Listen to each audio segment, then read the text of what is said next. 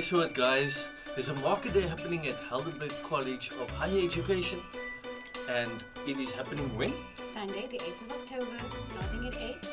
And there will be plenty of activities for you, such as Jumping castles, there's mini hikes, fun runs, I'll definitely be there.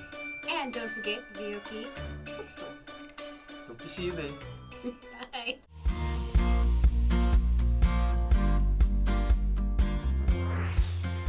Hello and welcome to On the Couch. And on this podcast and this episode, I have a very important question to ask you. My question is, do you have life insurance? Wow, what an interesting question I'm asking. Am I supposed to answer that? Not yet. Oh, man. We're on a journey of discovery this afternoon or today or this evening. But before we continue, let's open with a word of prayer. Dear Lord, thank you for giving us the energy to be here in the studio today. Thank you for giving us and being our life insurance. This is my prayer in your holy name. Amen. Amen. So, you heard that interesting question I posed. What could I be talking about? Life insurance? Do you have life insurance? Is that a personal question? You don't want to tell me just in case something happens to you? Why do you want to know for my will? Yes, you never know. Is my name there on your life insurance? Just in case, as a beneficiary. If you keep your side clean, you never know. Yeah, I think maybe something got to do with God's protection, Okay.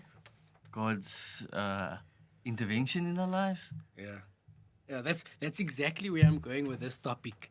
So I It's guess, right? God's protection with our lives, but through angels. Angels. You know, Interesting. Are How they much? real? How much do we know about angels? Or how much do you know about angels? I don't think this topic is spoken about like a lot. Eh? Yeah. In fact, there is a book related to angels called Truth About Angels. Okay. There are some theological write-ups about angels, but I don't really think people talk to the specific topic of angels. And I think this is one of the first that we actually have. This should be interesting. And then the other thing is, do you have a guardian angel? Does each of us have a guardian angel? On the outset, I would say yes, but then you're going to ask me why.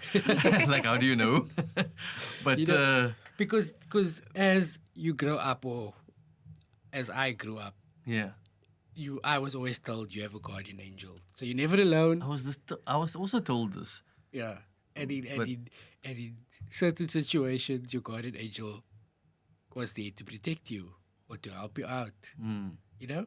With And those there's times that you places could have there. drowned, or the times that something yes, could have happened to you. yes. Yes, Tracy, There's you places they don't go. I've heard that one before. places that they There's don't certain go. places they don't enter. Why were someone trying to stop you from going somewhere you shouldn't Probably. have? I think So let's start with, are angels real? And how are they described in the Bible? Well, look, Or biblically, how are they described? yeah, there's many ways that the angels are described, to be honest with you, because there are three or four different types. Yeah. When I say three or four, it meaning that we know of, that is mentioned. One is cherubim, second one being seraphim. Then we've got the archangel, which is related to Michael, the archangel, which means the chief angel or the head over the angels.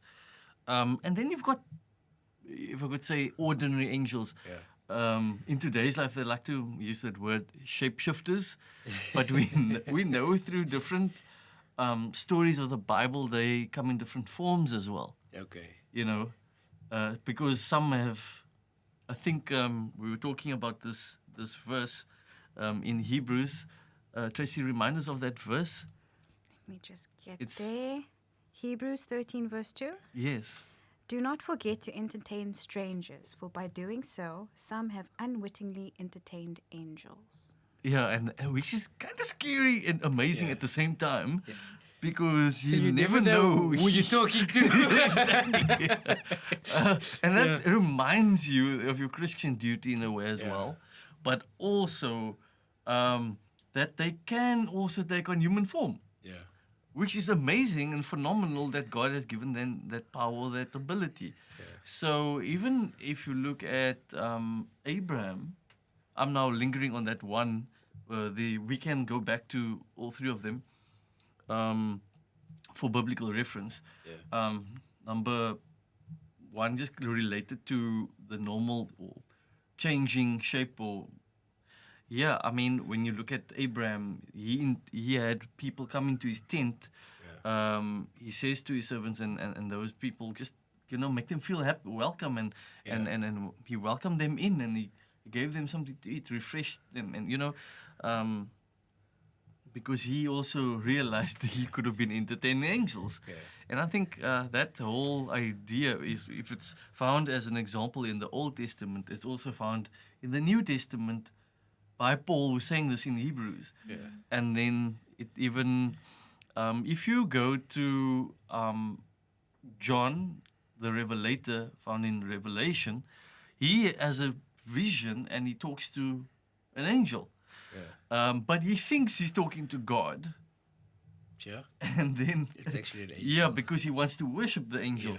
The angel tells him, whoa, before you want to come and worship me, I am a fellow created being like you. I am changing the words into my words, not word for word. But he's basically, the angel says, worship God. And that was quite amazing to think that even when it came to end time events, that God would reveal through messenger. So another word then for angel is messenger. And maybe I should go off the cuff by saying what maybe the words of angels are. The Bible uses angels as words like messengers, watchers. So they each have different jobs, is what you're saying. Yes, kind of. different They criteria have or- different responsibilities. Characteristics that they fulfill. You're thinking of things like the military or the host. Where we see in 2 Kings chapter 19, where the Assyrian army gets slaughtered by this angel that comes in. One angel. One One angel. angel. Sure. Now you can imagine the might that God enforces through this angel to get the job done. And they wake up and they find that these people are dead there next to them. Sure. And you get sons of the mighty as the word or terminology for angels, sons of God, and even chariots. They say chariots of fire. It's all linked, even though it's maybe not mentioned outrightly. It is more assumed or suggested. I say this because if you look at this, the second one I mentioned, seraphim. Now you can look at that in Isaiah chapter 6, and their job is to worship. Now imagine that. Sure. If their job is to worship, what shouldn't we be doing? Where shouldn't we be with when related to God? The awe, the reverence there for God and the majesty they feel in His presence. So I have a question that when I'm Okay. listening to all of this, I don't know if this is a fair question, or if this is a question that I could ask, but it's in my mind, so I'm going to ask it. Okay. We'll see Who if does- you can answer this. Is it like when you're a parent, you can't have a favorite child? You're not Yeah, supposed to. I'm with you. You're not supposed to. But They secretly do. Yeah. who does God favor more or put a greater value on? Us or the angels? Is that a Sure. That's a hectic question. I don't If know you if can it's a fair answer- question. I wouldn't say there's a. If God is we all have our sovereign own and- purposes, that's what you're saying. I'm leaning to he- that because He puts value on if- us for different reasons, for different. however, because God has to now come down from heaven, makes himself, Philippians chapter 2, lower, leaving the glories of heaven, reducing himself to the point of death on the cross, he goes to the extent where he has to empty himself. You know, Yeah. that's a lot that God does. Yeah. If you're an authority over the universe. So he's invested so much in for humanity. So we don't have the time to go and look at it now because this was now off the cuff. But Yeah. if you look at Colossians, it talks to Jesus being made higher than the angels. Yeah. And then it goes further to say, I think it's Colossians chapter 1. Then it goes on further to say that human beings as well, when they redeemed, is also promoted in that way.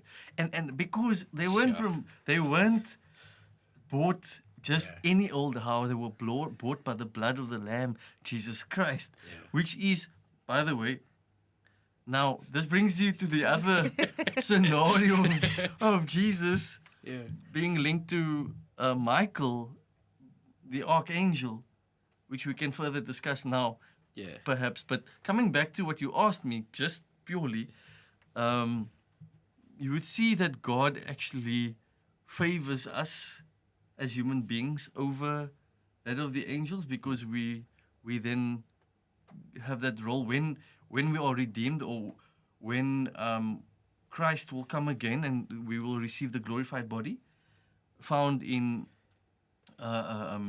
First Corinthians chapter 15, and then also where you look at First Thessalonians chapter 4, where it says the archangel, with the shout of the archangel, will be raised, Yeah. and we will be raised incorruptible, and we will be like him, you know. And that is phenomenal to understand, Yeah. because that kind of means that we do have a favor of God, but that doesn't necessarily mean now we must become arrogant because of it, you know. Yeah. But Oh, I on don't that know. point, while Yeah. Jesus came down and he sacrificed everything for us, who was it that strengthened him in that 40 days when he was here and he was tempted? It was the angels. Correct. So it's almost like everyone has their roles to play. If you read Matthew, I think you talking about Matthew chapter 4 verse 11, where it talks to when the devil came to him Yes. in the wilderness, you know, and he was tried, and he's already at the weaker point when he's tried because he's fasting. So he's already extended in this human element or terms, Yeah. where we're treading on fine ground here, but where angels come to minister to him. Now you'd find that when he's on the cross, or leading up to the cross, that angels also minister, but we're not specifically sure how. But there at the cross, we know that he feels the absence of God. Yeah. So that means also of heavenly beings. Sure. And that was there's the reason that happens. Also, is there any way that they speak about how many angels are there? Does the Bible say anything about that?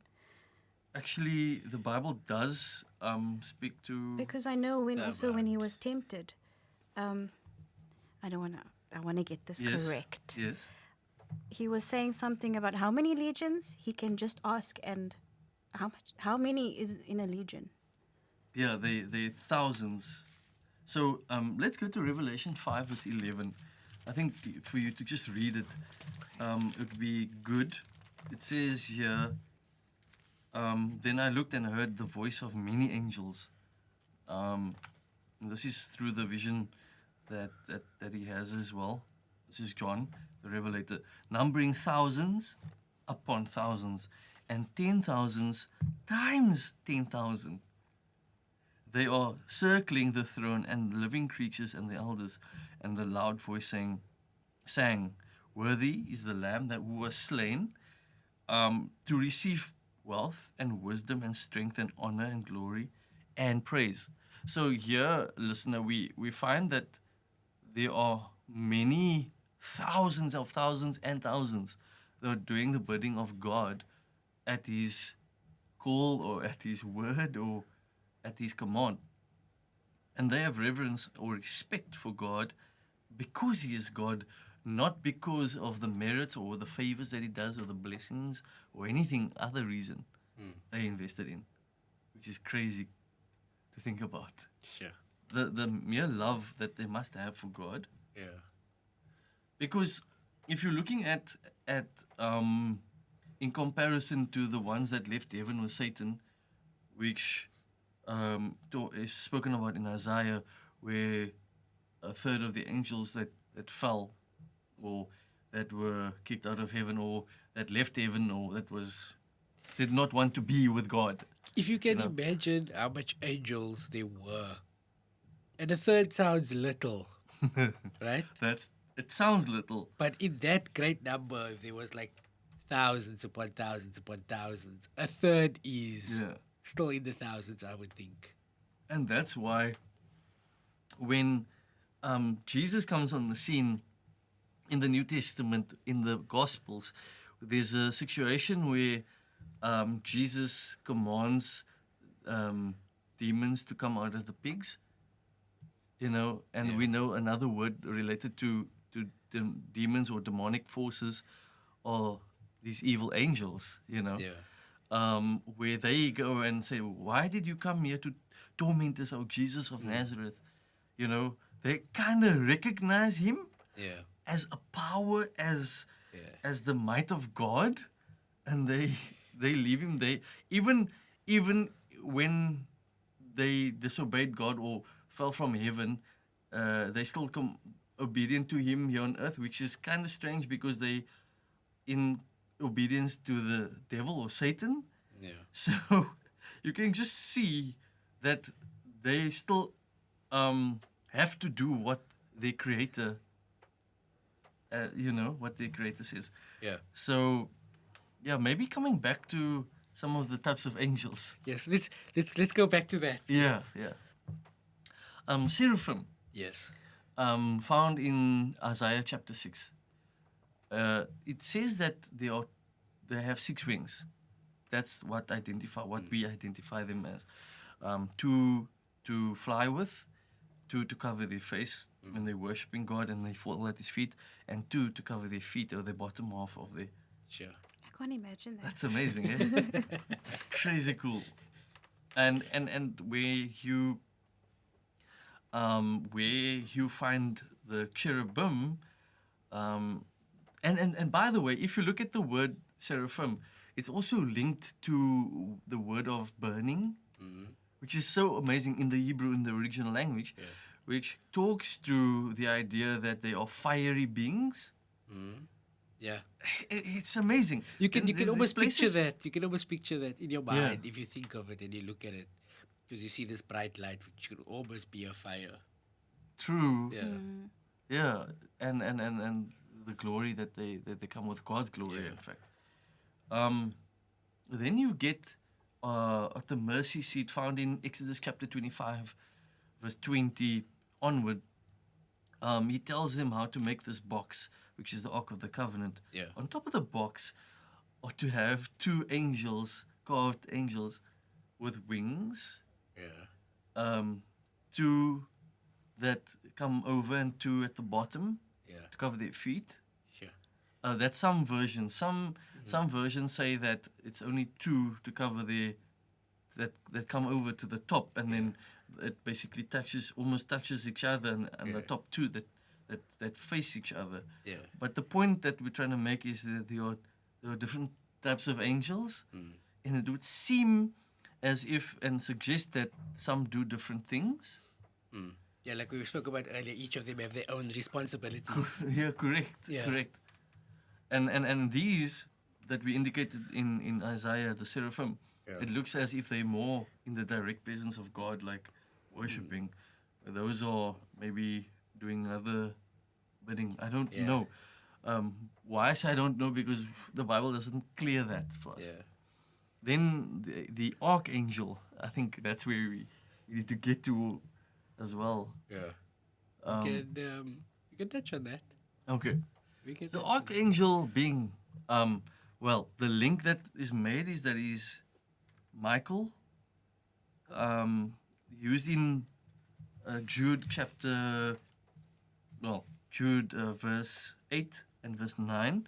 It says, "Then when Michael the archangel was disputing with the devil in argument about Moses' body, he did not dare utter a slanderous condemnation against him, but said, 'The Lord rebuke you.'"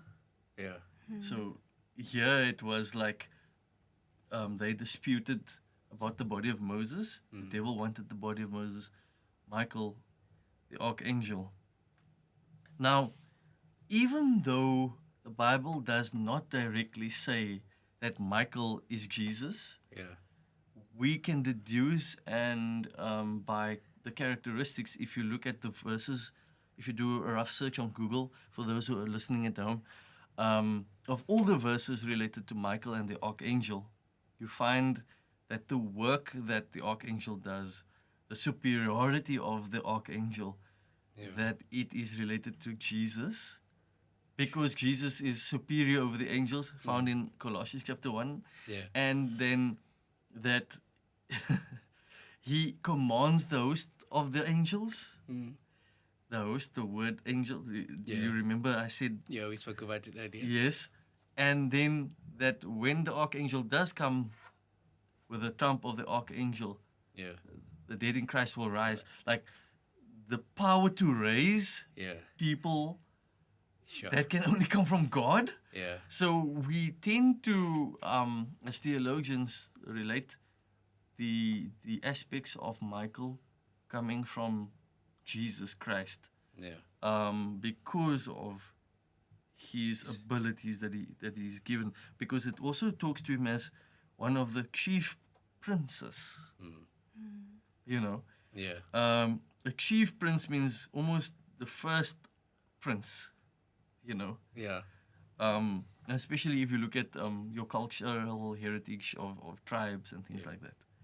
Yeah. So the word archangel comes from the Greek word archangelos, meaning this a chief angel. You know. Sure. So, yeah, and most of their work is actually to glorify or to come to the aid of human beings. I find that amazing. Maybe share with us one of that verse that you were telling me about.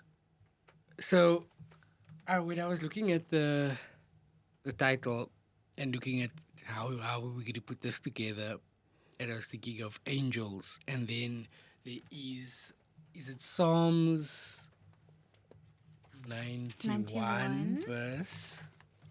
I think we spoke about it earlier. We did. That okay, just read it for us. Just get there. That should be Psalms 91, and 11. that was verse 11. 11. For he shall give his angels charge over you to keep you in all your ways. Yeah. So it's almost like not almost like, it is God saying that the angels are there for you to protect you, no matter what you're going through or when you need help. The angels are there to help you, and that is like, what is that? That is assurance. Yes. Yeah, it's a promise. Yeah. In my mind, Yeah. and you don't have to worry, because we had previous podcasts about stress and anxiety and worry and all of these things. But this is another part that I see, or verse in the Bible, where it almost says, where it encourages you and assures you that you don't have to worry about these things. You have God on your side, and God has thousands and upon thousands of angels that He can command to be like, one of my children needs you guys, so help out. Yeah. Make that burden lighter. And then listen to this promise of Psalm 34, verse 7. It says, "And the angel of the Lord encamps around those who fear him." In the word, the old word fear means honor or respect him. Yeah. And that already tells you that with God, as a relational God, he supplies that angel to be around you, to be with you. Besides the Holy Spirit, which he says is always around you, he's always with you. The angels are there to set guard of your life. Yeah. Sure. And also, I like what Ashwin touched on earlier, is that even though angels are part of the divine order, they aren't divine. And so they shouldn't be worshipped. They are just an aid. Yeah. Sure. What an interesting discussion we had. I've learned so much about angels. Can I just say one last thing? Go for it. Even though we feel like they are not so relatable to us, they also have emotion. And so for the listener out there, you might feel like you're far away from the presence of God or that kind of thing. But I want to reassure you today that you have an angel and you can ask God to supply that angel to you.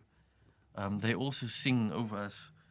Listen to this. While the morning star sang together and all the angels shouted for joy. Job 38 verse 7. And even related to 1 Peter 1 verse 12 also says that even angels long to look into these things that we do and they are involved in human affairs. So it's just amazing. It's really amazing to know this. Even maybe you've had an experience and maybe you want to comment that in the comment below, that you have an experience with an angel. Maybe you saw one. I know I've had that when I was younger, even with some evil spirits. But in a way, it's amazing to know that there's supernatural presence. Yeah. But maybe you've had one and you want to share it with us. Please do that so that we can hear what you've experienced as well. Sure. Time flies when you're having fun. Really. Or learning or Sure. educational things. So on that note, thank you very much for tuning in. And don't be afraid to ask God to send your guardian angel to help you. On that note, goodbye and God bless. Thank you so much for tuning in to this week's episode. Don't forget to subscribe, like, and ring the notification bell.